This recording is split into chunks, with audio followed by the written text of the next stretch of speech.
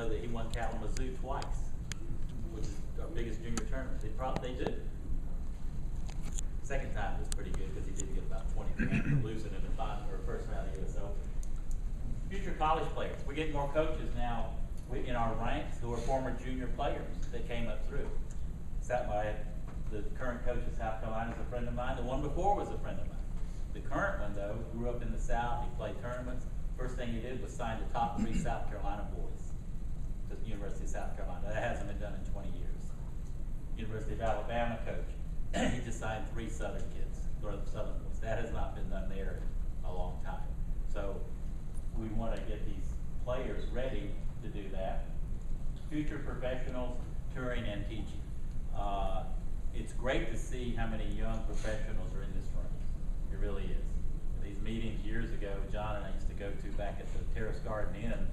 You know, there'd be about 20 people there. And they started really early because they had to stop early so that those of us could get to the early bird free dinner.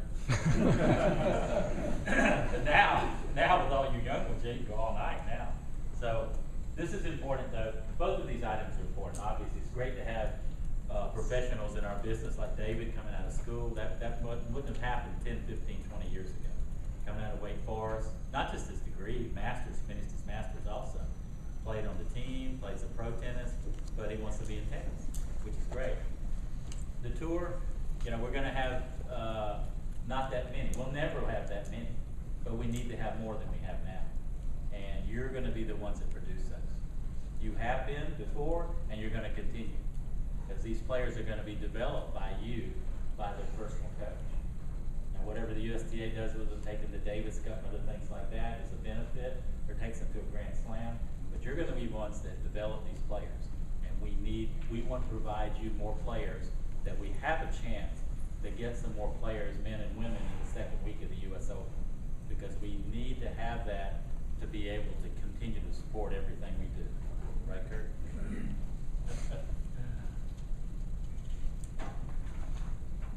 I just have a couple of questions. I'm almost done. All right. Do you feel like the 10 and under free membership is a benefit to the children you're working with? Okay? Yes. All right. Let's see all yeses there.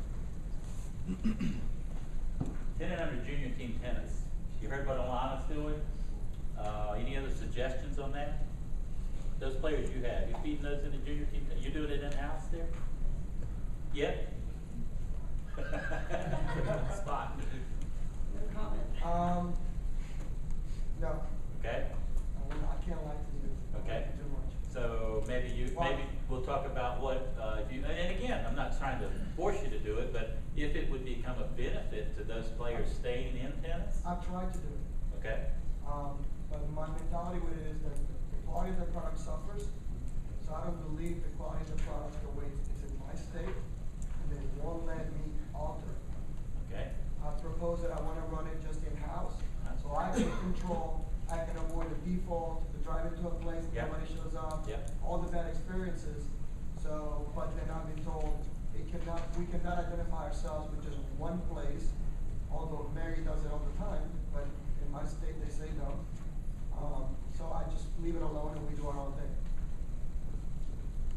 And we were in the same situation, and I'll tell you right now, I would not have those numbers in there if Shelley were putting them in, Okay. and Robbie before her, because it's just too much administrative work for me. I don't know if everybody knows, but it's no longer $3 a head to put these guys in, it's now $4. I don't have my parents do it, so, this year, the CTA paid for it through our grant and everything. Last year, I paid for it. It's all semantics, but it's the amount of time that you're spending putting it